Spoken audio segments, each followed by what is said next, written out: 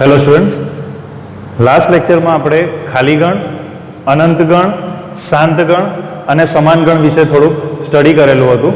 હવે આજે આપણે એ જે આપણે ભણી ગયા છે, એ જે આપણે થિયરી કરી હતી, એના જ ઉપરથી અમુક ઉદાહરણ છે, અમુક એના પ્રશ્ન છે તે કરીશું.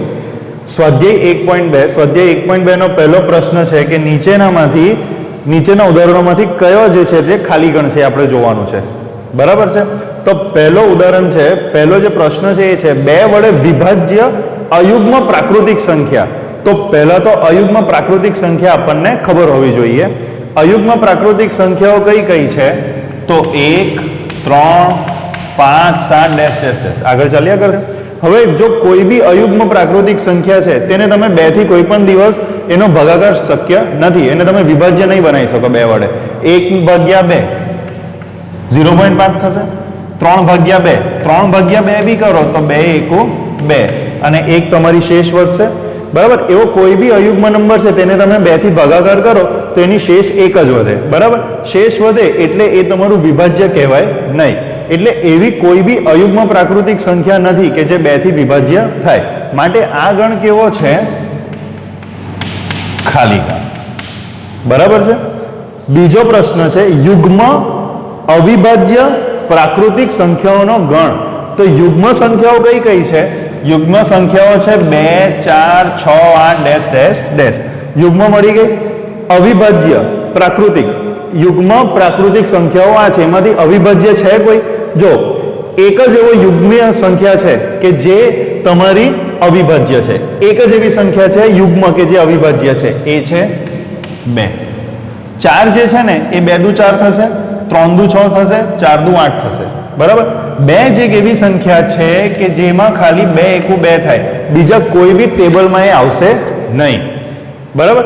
માટે 2 એક એવી યુગ્મ અવિભાજ્ય પ્રાકૃતિક સંખ્યા છે.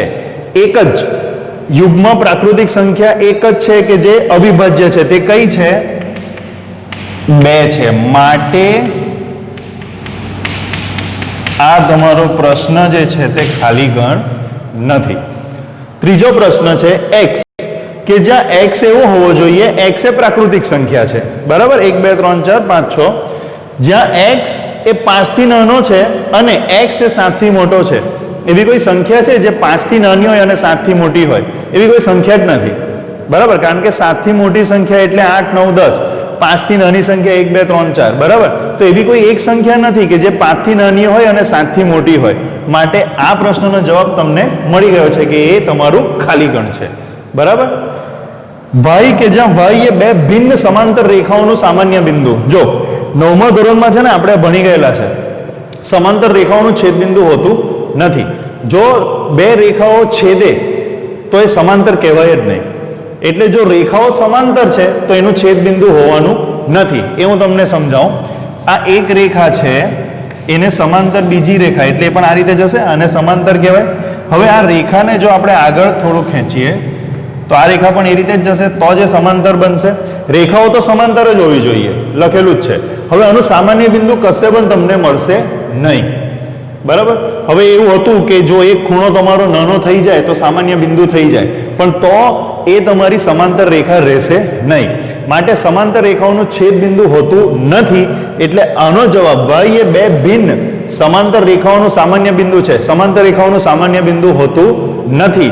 માટે આનો જવાબ શું છે? આ પણ ખાલી ગણ છે. બરાબર છે? હવે આમાં આપણે પ્રશ્ન 2 જે છે તે કરીશું. તમે લોકો જો અત્યારે ટેક્સ્ટ બુક નથી આવી બધી જગ્યાએ, તો એક એપ્લિકેશન છે શાળા મિત્ર કરીને, એ તમે ડાઉનલોડ કરી લો તો એમાં બધી બુક્સ છે જ. શાળા મિત્ર લખજો પ્લે સ્ટોર પર એટલે તમને એપ્લિકેશન મળી જશે. એમાં આપણી આ બધી બુક્સ છે જ. એટલે એમાં તમે અત્યારે જોઈને થોડુંક સમજી શકો છો જો તમારી પાસે ચોપડી નહીં હોય તો. બરાબર? જો પ્રશ્ન 2 માં શું કીધું છે કે નીચેનામાંથી કયા ગણ શાંત ગણ છે અને કયા ગણ અનંત ગણ છે? હવે એમાં પ્રથમ પ્રશ્ન છે વર્ષના મહિનાઓનો ગણ. બીજો પ્રશ્ન છે 1 2 3 ડેશ ડેશ ડેશ. ત્રીજું છે 1 2 3 ડેશ ડેશ ડેશ 99 અને 100. પછી છે ચોથો 100 કરતા મોટા ધન પૂર્ણાંકોનો ગણ. અને પાંચમું છે 99 કરતા નાની અવિભાજ્ય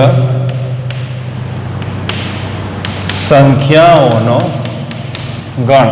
બોલતા બોલતા જ અમુક જવાબ તો ખબર પડી જાય તમને.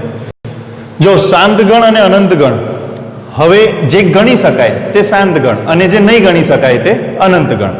તો વર્ષના મહિનાઓનો ગણ, વર્ષમાં કેટલા મહિના આવે? 12 મહિના આવે. એ તમે ગણી શકો છો, એ ગણી શકો છો. માટે આ ગણ કેવું થશે? શાંત ગણ થશે. બરાબર. બીજો પ્રશ્ન છે 1 2 3 ડેશ ડેશ ડેશ. એટલે ડેશ ડેશ ડેશ ચાલ્યા જ કરે છે. બરાબર. એનો કોઈ પણ અંત આવતો નથી. માટે આ ગણ કેવો થશે? અનંત ગણ થશે. બરાબર. ત્રીજો પ્રશ્ન છે 1 2 3 ડેશ ડેશ ડેશ 99 અને 100. હવે તમે જો ડેશ ડેશ ડેશ એટલે 100 એ આગળ ચાલ્યા કરે 1 2 3 4 5 6 એવી રીતે ક્યાં સુધી? તો 100 સુધી. 100 પર એનો અંત થાય છે, પછી ડેશ ડેશ નથી, એનો અંત થાય છે. માટે આ ગણ કેવું કહેવાશે? શાંત ગણ. બરાબર.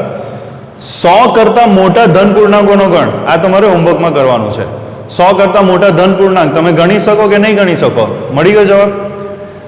99 કરતા નાની અવિભાજ્ય સંખ્યાઓનો ગણ. 99 કરતા નાની અવિભાજ્ય સંખ્યા.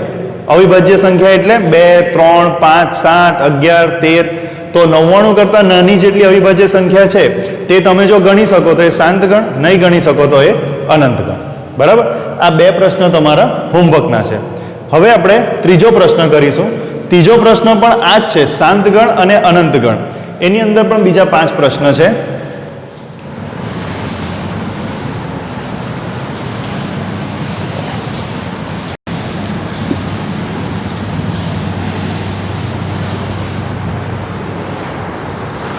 તો જો ત્રીજો પ્રશ્ન, શાંત ગણ અને અનંત. એક્સ અક્ષને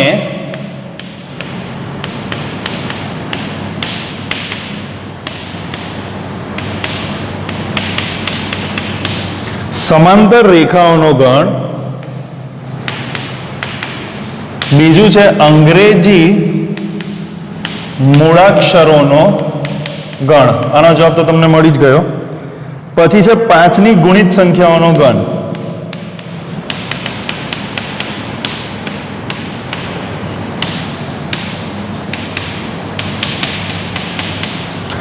એના પછી છે પૃથ્વી પર વસતા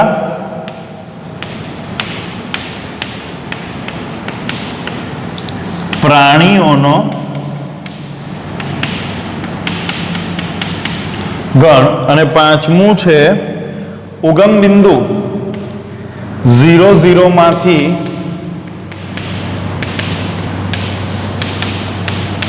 ઉગમ બિંદુ 0 0 માંથી પસાર થતા વર્તુળોનો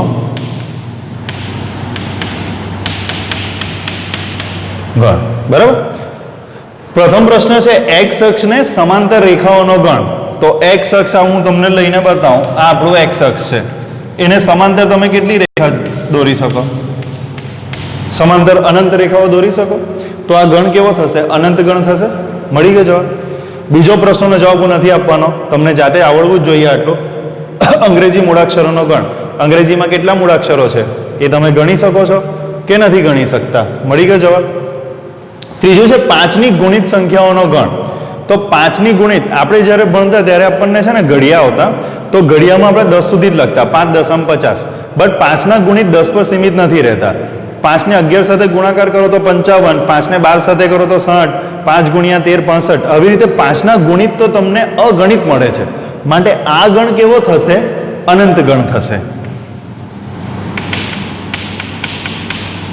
હવે છે પૃથ્વી પર વસતા પ્રાણીઓનો ગણ. બરાબર, જે નાના નાના જીવજંતુ આવે ને તે પણ એક પ્રાણી જ કહેવાય છે. બરાબર, સપોઝ મચ્છર છે ને તો મચ્છર પણ એક પ્રાણી જ ગણાય છે, તો એને તમે ગણી નથી શકવાના. બરાબર, જો મોટું તમારે જોવું હોય, મોટું પ્રાણી, તો પૃથ્વી પર વસતા તમને કેવું કૂતરા, ડોગ્સ, તો તમે ડોગ્સ ગણી શકવાના છો પૃથ્વી પર વસતા? નથી ગણી શકવાના. કે કોઈ બી જીવજંતુ બી તમે નથી ગણી શકવાના. માટે પૃથ્વી પર વસતા પ્રાણીઓનો ગણ કેવો થશે? અનંત ગણ થશે. સો આનો જવાબ તમને મળશે અનંત ગણ. હવે આ જે છે તે ઇમ્પોર્ટન્ટ ક્વેશ્ચન છે. ઉગમ બિંદુ 0,0 માંથી પસાર થતા વર્તુળોનો ગણ. તો 0,0 કોને કહેવાય? પહેલા તો એ તમને ખબર હોવી જોઈએ. આ x અક્ષ અને y અક્ષ એકબીજાને જ્યાં છેદે ને તેને કહેવાય 0,0. હવે આમાંથી પસાર થતા વર્તુળ, કેટલા વર્તુળો પસાર થઈ શકે? 1 સેન્ટીમીટર ત્રિજ્યા વાળું વર્તુળ બી પાસ થઈ શકે, 2 સેન્ટીમીટર વાળું બી થઈ શકે, ઉપવલય, અતિવલય, પરવલય, એવું બધું આપણે 12માં ભણીશું અને 11માં પણ થોડું ભણીશું. બરાબર, 11માં ભણીશું ને બીજા જ્યારે આપણે ચેપ્ટરમાં, ત્યારે હું તમને બધું સમજાવીશ. ઉપવલય, પરવલય એ કેવી રીતે 0,0 માંથી બી પસાર થઈ શકે. એટલે 0,0 માંથી પસાર થતા વર્તુળો તો કેટલા હોય? જો એનું જ કેન્દ્ર લઈને આપણે બનાવીએ તો બી થાય. બરાબર, અહીં મોટી ત્રિજ્યા લઈને બનાવો તો બી થશે આવી રીતે. બરાબર, એટલે 0,0 માંથી પસાર થતા વર્તુળો અનંત છે, જેને તમે ગણી શકતા નથી. માટે આ ગણ કેવો થશે? અનંત ગણ. બરાબર છે. હવે પ્રશ્ન 3 સુધીનો આપણે કરી લીધું છે સ્વાધ્યાય 1.2માં. 2 કે 3 પ્રશ્ન જ આમાંથી તમને ઘરકામમાં એટલે કે હોમવર્કમાં આપેલા છે, તો એ તમારે સોલ્વ કરવા. હવે આ લેક્ચર પછી તમને રિક્ત ગણ એટલે કે ખાલી ગણ, અનંત ગણ અને શાંત ગણ એ આવડી જવું જોઈએ. એમાં જો તમને કોઈ બી ડાઉટ હોય તો તમે મને ફોન કે વોટ્સઅપ કરીને એની ટાઈમ પૂછી શકો છો. બરાબર છે. બાકીના જે 3 પ્રશ્ન રહે છે સ્વાધ્યાયમાં, પ્રશ્ન 4, 5 અને 6 એ સમાન ગણના છે. એ પ્રશ્ન આપણે આવતા લેક્ચરમાં કરીશું. Thank you.